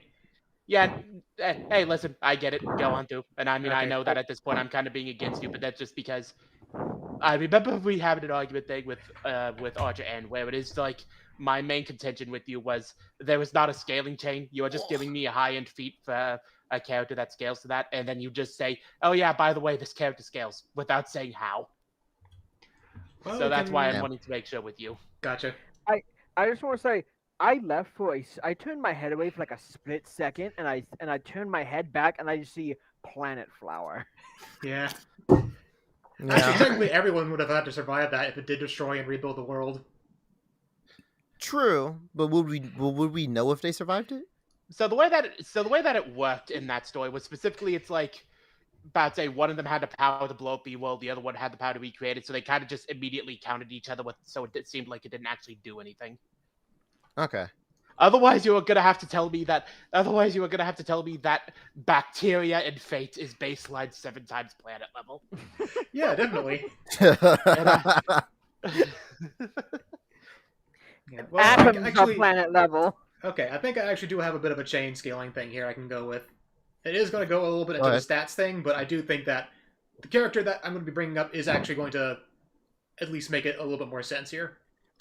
I feel like we're already like way well past an hour, so you can just go ahead and do whatever you want. Okay, yeah. So, this is going to be my 2 big guns. But anyway, so, speaking of our friend,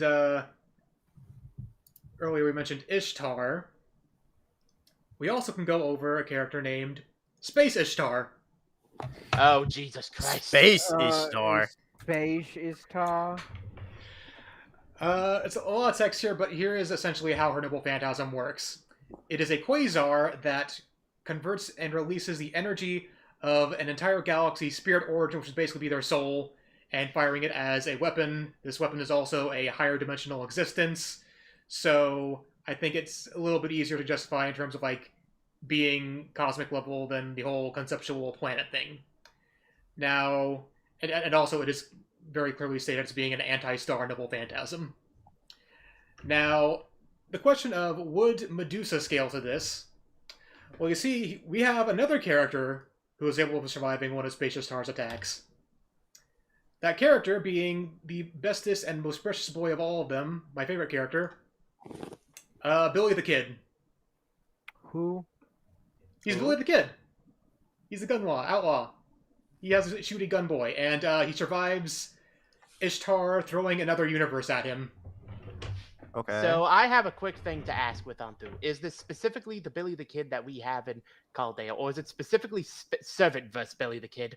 Billy I mean, the he Flash.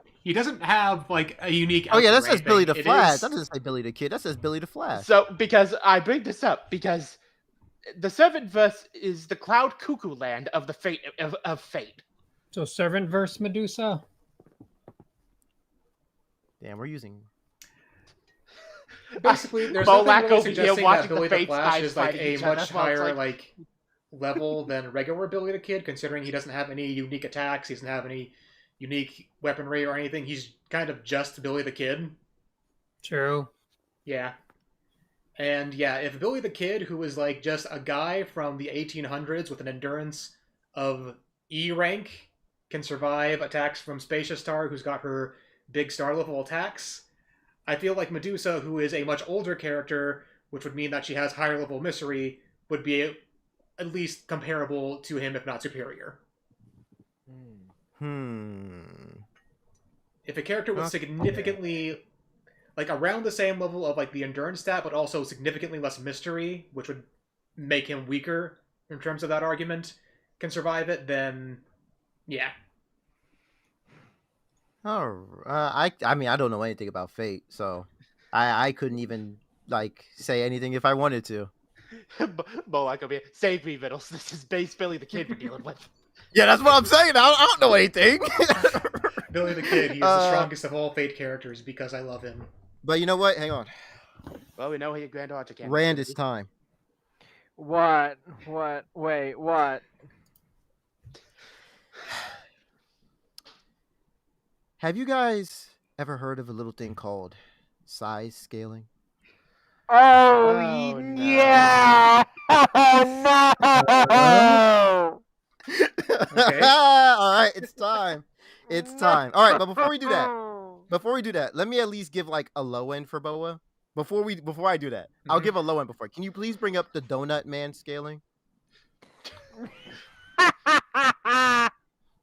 see here. So when I say Donut Man, I'm talking specifically about Katakuri, a character Oh. that honestly Boa should pretty much scale to or above at the very least, considering her position in the series and also her bounty, which I'll bring up later. So Katakuri, we know, should be far superior to this guy named Don Chin Jiao. Don Chin Jiao, using his very, very pointy head, can split continents. And this is outright stated to be a continent. This is the official English translation. And yes, in the anime, they do show it was basically the whole continent he split. Luffy beats this guy, Don Chin Jiao, before he even gets Gear 4. In fact, Luffy didn't even really struggle against Don Chin Jiao. Meanwhile, in 2 arcs later, Luffy fights Katakuri, and he is literally having one of the hardest fights in the entire series, getting absolutely dogged and thrown around like he was a wet dog. And the only reason he beat Katakuri is due to him growing in the middle of the fight, growing stronger. So we can very easily get many of the high tiers in One Piece to multi-continental at a minimum. But here's where things get funny. All right. Do you guys remember Alabasta? Uh-huh. Mm-hmm. All right. Do you remember when the Straw Hats were trying to go across the river so they could stop the rebellion? And Usopp asked Vivi, "Hey, Vivi, how wide is this river? How long do we have to swim for?" Vivi, in both the Japanese and official English translation, says that this river is 50 kilometers wide. Not long, wide. Why does that matter? Table, please pull up Alabasta Down Under. Oh no! We're doing side scaling now, boys. Why'd you name it a Down Under? Australia? Australia, baby. Yes. Using this image of Alabasta that we get in the manga, we see the river's width. And we can estimate how big Alabasta was, and we can get it to 50 kilometers. I mean, not 50 kilometers. Oh my God, no. We can use the 50 kilometers to get Alabasta's size, and most estimates place it at around the size of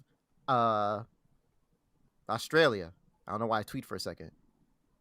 And keep in mind, nowhere I checked, Alabasta is always referred to as just an island. It is not considered like one of the bigger places in the One Piece world. It is an island. And it's consistent in the story because it takes the Straw Hats several days to go between the cities on this island. So the size is pretty consistent. So you're probably wondering, okay, well, that's not so bad. It's just, so maybe the One Piece planet is a little bit bigger, right? Would you like a low end for how I can actually give you? Remember, I'm going to bring this up, and you're not going to believe me, but this is a low end using Alabasta size, because we can get Alabasta's size at least, of how big the One Piece world could be. Table, pull up I love size scaling. And while you're doing that, I'm going to do a lot of explaining. Basically, someone saw this image of Alabasta and they zoomed it out. Oda zoomed it out in another manga panel, and this guy said, okay, let's say that this manga panel, the one on top, is the entire width of the Grand Line, which we know isn't true because the Grand Line should be way bigger than this. So this is like a reasonable low-end estimate for how big the Grand Line could be. And then he compared it to an in-manga image Oda drew of the One Piece globe. And remember, this is a low end.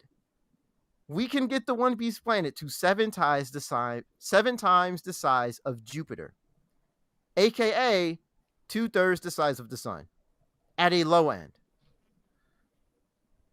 What this does is it essentially boosts up all the One Piece characters to higher cosmic levels of strength. And this is because I remember, I don't know if it was Steno or Table, but one of you were like, was the Versus Battle Wiki freaking out when they put Boa at moon level? Mm-hmm. No, that's just where she is. And debatably, she can get the small planet because, can you please pull up Zehaha 1? Zehaha!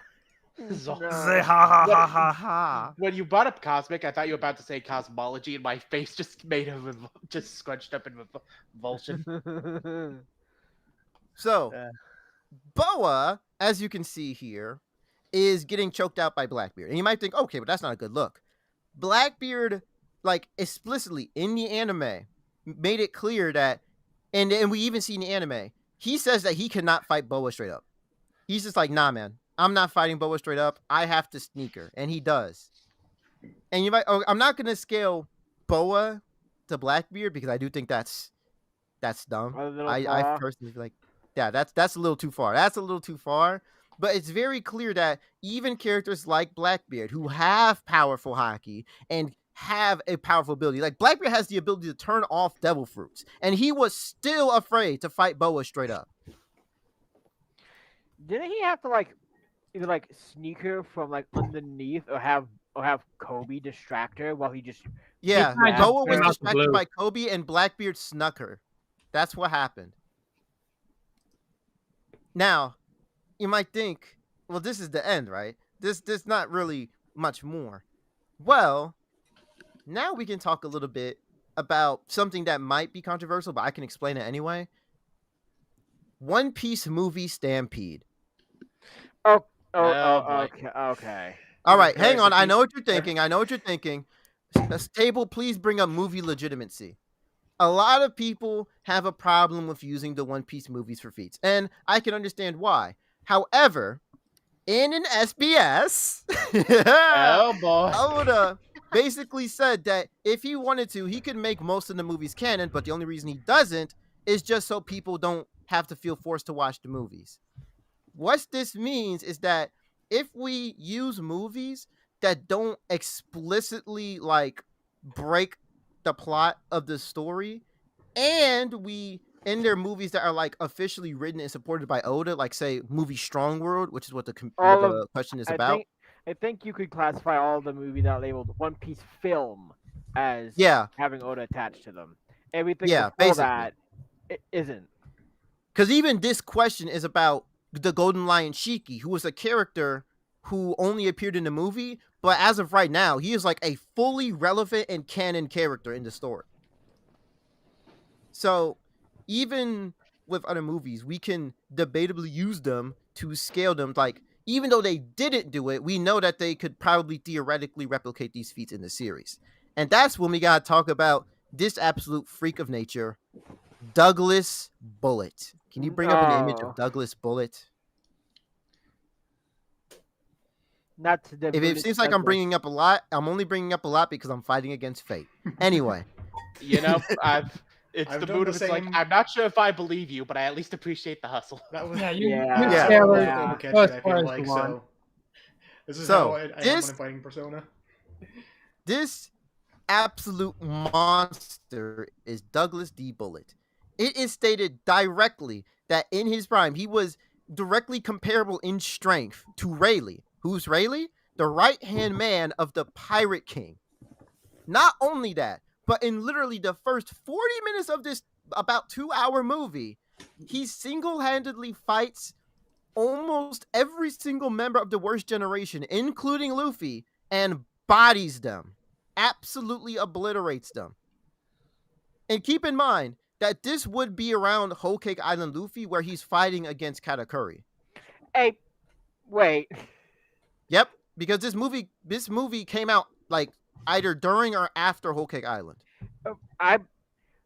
It looks more. I thought this movie came out at like the beginning of Wano. Nope. Well, yeah, that's what I'm saying. Like about that time. So we already know just from that, but Douglas D. Bullet is a monster. But it gets worse. You see that black, shadowy, red-eyed thing on the right? I actually didn't So- even notice a picture of that. Oh, yeah, it's hard to see. So it's sorry.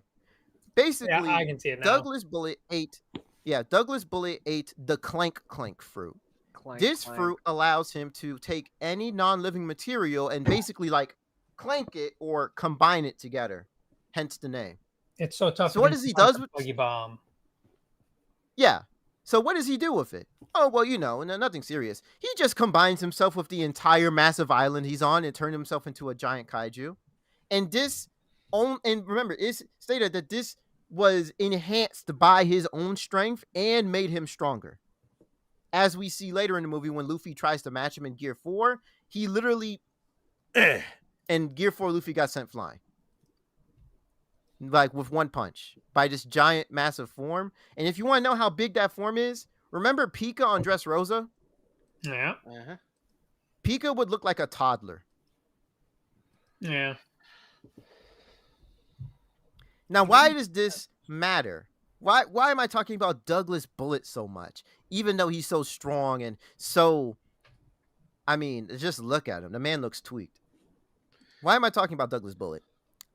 It's because Boa appears in this movie. Can you please pull up... This is a video. It's going to take a minute. It's called Stampede for Her Man. Let's see here. So, in this movie, towards the end, Law has to create a plan where he's like, okay, we need to trick Bullet into basically converting more of the island into himself so we can weaken him instead. But in order to do that, they needed like a plan to like try and force Douglas to like feel the need to grow himself more. And then enters Boa, because when Boa sees Douglas swat away Luffy like a fly, Boa, of course, has to defend her man. And she gets really, really mad. I'm working on the video right now. It's almost done. Okay, don't worry. Okay. I didn't quite realize that gets put in this way. I'm surprised no one's put an image of Pika next to Bullet. I'm surprised too, because he's pretty obviously significantly bigger than Pika. It's pretty obvious. Like, compared to Pika, when you zoom out of Dressrosa, you can only like vaguely see him over the hills of Dressrosa. But compared to Bullet, Bullet is just towering over the entire island. Like you could see him from miles away. He's massive. Here we go. Finally. All right. So you say, all right, we have a plan. And don't worry, I put a filter over it. Here comes Boa. Why that filter? Don't worry about it. Why? Don't worry about it. Yeah. Focus on Boa. Look at this. Boa runs up to him. Boom, boom, boom, boom, boom, boom, boom. Boom, boom, boom, boom, boom. And one kick. She's Boom! a man. But this is important because remember, this guy didn't even really get scratched or harmed at all when he fought the other members of the Worst Generation all at once.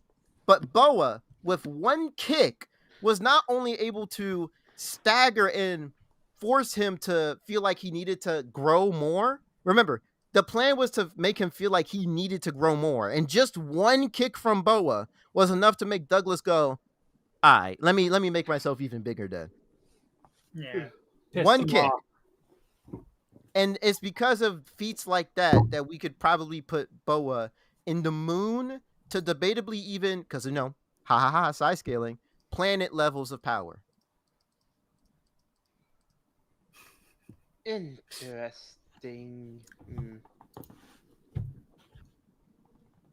So that's kind of where I am with power. I could bring up the film red stuff, but I don't like the film red scaling, and I am an honorable man. I will not bring it up. I appreciate you about to say don't boldly bring it up the BS that you're convinced on. Yeah. So, we've been talking about with stats and stuff on through. Is there any other arguments that either of you would like to bring up?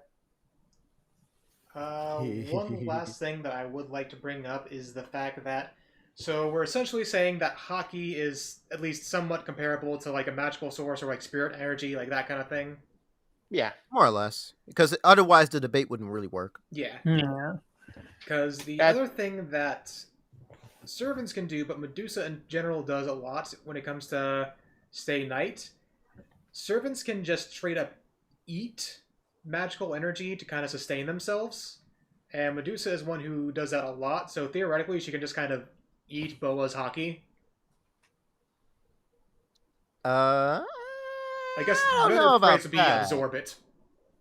Well, it's the way she does it. It's the equivalent of like penning down and doing the absorbing life force stuff, which I'll admit, that should work. But it's also the case of if that does work, then I think like every other thing Medusa can do also works. Yeah.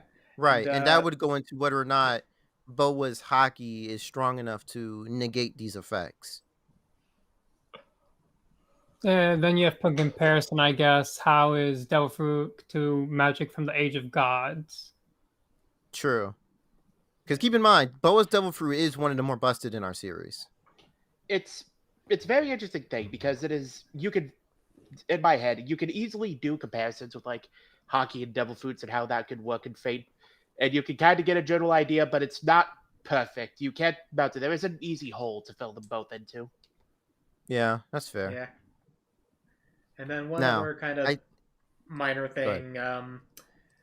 Servants can enter spirit form. It's a little awkward because you can't attack when you're going in or out of it. But one thing that Medusa herself can do, she could actually make her main weapon is like a nail on a chain. She can make it partially intangible and then like The reason for reform this it. is because it's actually her hair. Yeah. Yeah, it's actually made for hair, so she can kind of like make it phase through stuff and then reform it to change direction and go back on people, stuff like that. Okay. Oh, well, wait. Is there like any kind of protection on that weapon? Because if not, I might just be able to turn that to stone. She doesn't run out of hair. Hey, Oh, we've never okay. seen anyone Fair try to cut it. Yeah. Like her chains get destroyed all the Oh, time. really? Okay. Yeah, Well, but you in can just that kinda case, I reform have them, one right? last. Yeah. Yeah. I have one last thing to bring up then, and this is probably like, it's literally okay. If you are not caught up with One Piece, dip out for at least the next 2 minutes because I'm going to bring up stuff that literally just came out. So if you're not caught up, dip out for 2 minutes. I care about you. I don't want to spoil you. I'm not a jerk. Table, please pull up Goon D. Roger. Dun dun dun. I will say it was very bold for Oda to rename him that after so long. Very bold. So basically, remember when I said that you could potentially scale Boa to previous empresses of the island? Well, one of the previous empresses was Shaki. And her beauty was so powerful, so mighty, that even Gold D. Roger, Mr. Wealth, Fame, Power himself, could not be her. He could not match her beauty. He was disabled. He couldn't do it. He was just too lost in the sauce. And Boa theoretically could have this exact same level of beauty. And even though it wouldn't work, it maybe wouldn't work on Medusa, you want to know who it would work on? The fucking horse. Well, I thought you were gonna bring up the other the other one. The other Oh, I can't bring that one up. That was like You the know, one thing I yeah. didn't argue against, actually. This is Yeah. actually important. Oh, no. You actually have an argument against Yes, that? I do. Pegasus Whoa. is described as being on par with phantasmal creatures, including dragons, who are some of the most cracked creatures in Fate. They're basically living concepts. They can Okay. travel to the other side of the world magically. Yeah. Like Magically. you can't Okay. physically walk to the other side of the world in Faith. It's like Tell an that to inverse world. Albion. Okay. Yeah. But yeah, in general, basically, Pegasus is on par with like some of the strongest magical creatures in Fate, and considering they have just divine protection, that kind of helps defend them from, just kind of helps in terms of their defense. I kind of feel like it'd be able to resist that just because it's like, yeah, basically it's a divine creature. It's on par with phantasmal, conceptual beings that Conceptual yeah. beings. Table, love knows no bounds. Yeah, it's interesting. Is beauty conceptual? Beauty is conceptual. So then And where does Boa's Pegasus beauty work on that? defies the concepts of even different species in her verse. I need it to be known that there is a section and an event where it's like, okay, it's a bunch of servants relaxing. For one section, it's specifically a bunch of servants' horses, all having a bunch of toxin for it all. And so you can Right. understand what some of their mounts' personalities were like. And it's like, part of the thing that's on that for it all is the fact that Bat says that one of the horses brings up the thing of just like actually finding their rider beautiful. The other horses were like, yeah, very much a weirdo for that. Oh, here's the line I Yes, was looking so it for. is possible for them to be attracted. Ah. Yes, but I found the thing that I was looking for. It I is want stated to that say- Pegasus has magic resistance superior to Saber. Wait, what? Oh, this brings into a thing because what's this? Medusa's reigns is how she controls Pegasus to fight, because Pegasus typically doesn't want to fight. Medusa uses the reins to control Pegasus. Ah, that's We are about to be going on for 2 hours now. Okay. Okay. Yeah, but basically, magic resistance is kind of the thing that helps like deflect debuffs and stuff, and Pegasus has a high level. I will say before we go into the final arguments, I thought Moluk was going to bring up the image of Whitebeard, Rocks, and all of the Rocks pirates, including I think Big Mom, were all enamored by Shaki.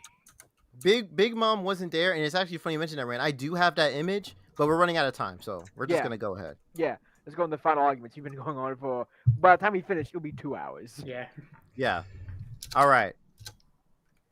You want to go first, Table? Sure. Or...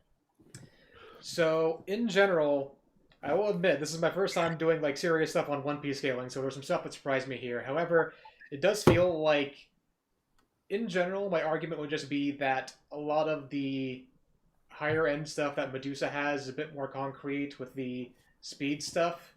At the very least, she seems to be faster than like the concrete feat that we were able to get for Luffy. She resists.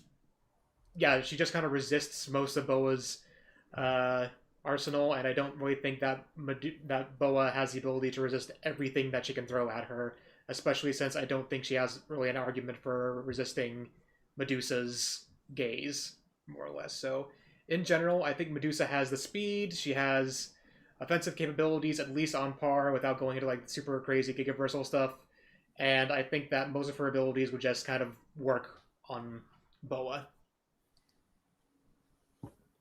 All right.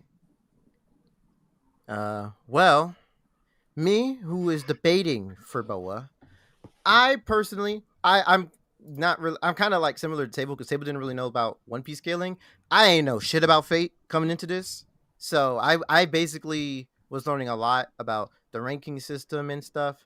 And it does seem like with the video game logic, a lot of uh Medusa's skills might be applicable here. However, due to Boa probably scaling like maybe not to current Luffy, but to a Luffy who is well faster than he was at the start of the post time skip, you can easily get Boa to be pretty fast, faster than the 200 times speed of light feat that was brought up. You could easily get Boa faster than that. She still has her precognition from observation hockey, which will definitely help her stay in the fight and also sense incoming attacks. Her armament and conqueror's hockey, when applied to her, can help amplify and boost her already immense strength, as well as allowing her to harm Medusa from a distance. And using her different devil fruit abilities, she has the potential. Because again, in the world of One Piece, we know that it takes like very, very, very strong hockey to break through devil fruit abilities. So she potentially has ways to disable Medusa's weapons, and with hockey, she might be able to outpower her way through a lot of the more hacks abilities that Medusa might be able to apply to her. Whereas Boa, theoretically, I don't know, bro. I think she can get that horse. Me personally, I think that horse is a goner. I think we're getting the horse. And yeah, and size scaling too. Boa has the size scaling that will allow her to reach the cosmic levels of power as well. So I think that with all of that, and me, I do still think Boa is faster. I do think that Boa can get the W here with her abilities. Something I'd like to say is that both of them can actually end up becoming more familiar with their looks wise. As you know, Marigold and Sanasona become giant snakes, and Medusa's later form, if she's pushed to such an extent, becomes also a giant snake lady. And then you never talked about that. Forgot about that. And Good. Medusa's sisters, Steno and Uriel, are still their perfect goddess of beauty selves, and their abilities work very similar to Hancock's. So it's kind of a fun thing that both of their sisters show them things of what their opponent does. That is a fun little piece. That is pretty fun. So I guess that means Boa, she might be taken aback, but she wouldn't really like be too scared of seeing a giant snake in front of her. In fact, that wouldn't even really be a good argument because she lives in the world of One Piece, man. Like, what are we talking about? One Piece is weird. Yeah, honestly, neither of these people are that too out there for their worlds. Yeah. All right. Well, that's everything I got. Jury? Is the poll up for Yes. chat? Yeah. Yes, okay. So I will say this, Sethna, would you like to go first? I read the last comment in the messages on the stream.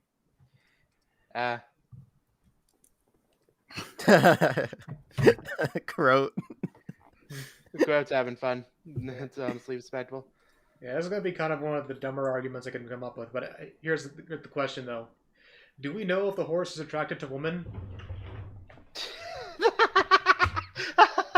It is a great horse. Stop saying Boa can get the horse. Okay, but Wait, it's Greek? Dude, Greek people were so freaky. What are you talking about? Misconception. That's a modern misconception. Trust me, they weren't that freaky. Zeus, particularly, yes, but it was kept in a very minimal way with him. Okay, but okay. we do want to go on through with anything, Yeah. so I'll ask again, Seth. Now, since this is your pitch matchup, would you like to cast your vote first, or not? I don't do scaling because I don't buy a lot of scaling. Like light speed, if we gave characters light speed, their planets will be utterly destroyed. Yeah. Oh, no, I do real like- science. I do like how deep you went with Hancock's beauty, and I do think that actually plays even a bigger factor than I thought. Overall, though, I'd probably still give it to Medusa, though.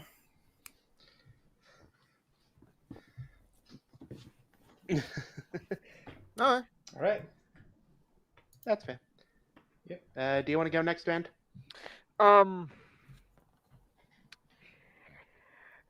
So I didn't know anything about Medusa coming into this cast. I knew a lot about Boa, but I do believe that you okay? Yeah, what happened? Stuff now? Someone say something? Drink some water. Oh, Oh, okay. I thought you were just randomly hitting a button that just had Nero say Umu. okay. And I was like, why? I believe that. That was my phone notification. Oh, Oh.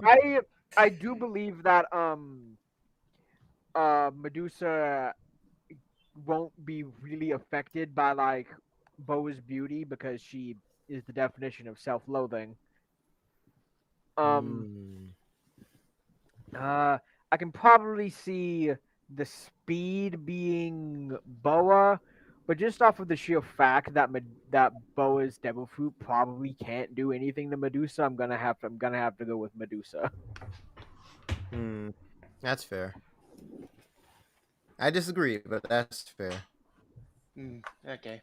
On my end, to me, I do think the main point for this question is like, does Medusa get affected by the level of food? I think that is the main deciding factor for this matchup.